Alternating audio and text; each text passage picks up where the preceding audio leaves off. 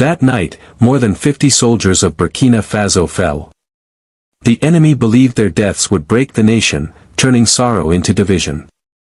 But instead of silence, the land trembled with thunder. Where many expected grief, President Ibrahim Traoré stepped forward not as a mourner, but as a warrior. He did not speak of weakness. He spoke of strength. He did not kneel before despair. He commanded the nation to rise. The people did not only weep for their fallen sons. They stood together, clapping, chanting, raising Traoré's name. The enemy had sown tragedy. Burkina Faso harvested dignity. And from this contrast, between loss and resilience, a new spirit was born. A spirit that declared, we may be poor, but we are not weak. We may be small, but we will never kneel. Traoré knew the truth, tanks, jets, heavy weapons were beyond reach. But instead of bowing to weakness, he turned scarcity into strength. He called upon engineers, students, mechanics, even farmers. In abandoned warehouses and garages, the impossible began. From scrap metal and old circuits, the first drones were born. They were not just weapons, they were symbols. Each spinning propeller whispered, Burkina Faso can defend itself. Then came another decision. Traoré refused to kneel before global powers. He chose cooperation, not dependence. Russian instructors arrived, not as rulers, not as dictators, but as trainers. The West erupted in fury. France condemned, America warned, international organizations shouted.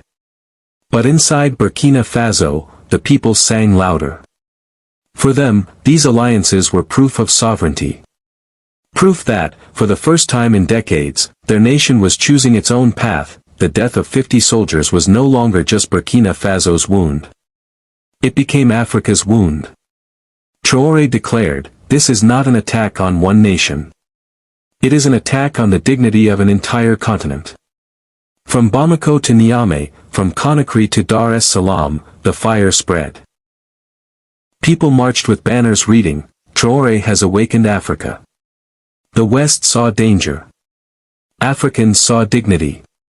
The small drones flying above fields became the wings of a continent's freedom. The West struck back with economic sanctions, aid cuts, frozen accounts.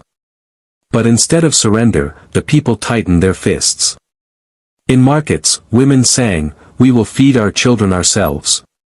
On walls, children painted drones defending rice fields and maize harvests. Across villages, young men raised their fists shouting, we will never kneel. The more they tried to suffocate Burkina Faso, the louder its heartbeat became. From city to village, rich to poor, all divisions disappeared. Farmers gave fuel for test engines. Mechanics traded labor for food.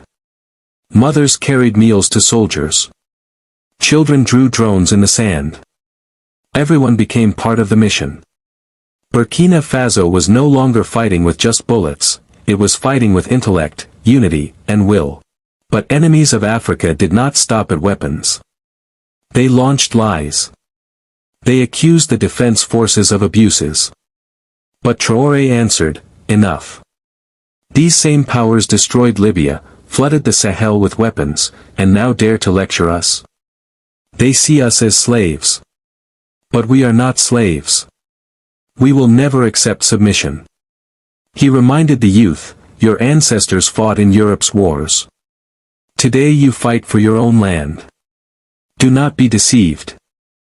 This is not just a war for territory, it is a war for freedom, for dignity, for our future.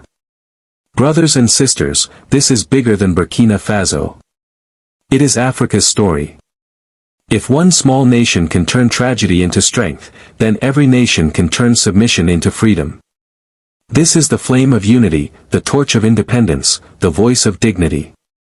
So I ask you, if you feel the fire of patriotism in your heart, type yes in the comments. Every yes is a heartbeat of national pride. Every yes is proof that Africa will never kneel again. Subscribe, and let this voice echo across the world. Because from the ashes of sorrow, Burkina Faso has risen, and with it, the hope of a continent.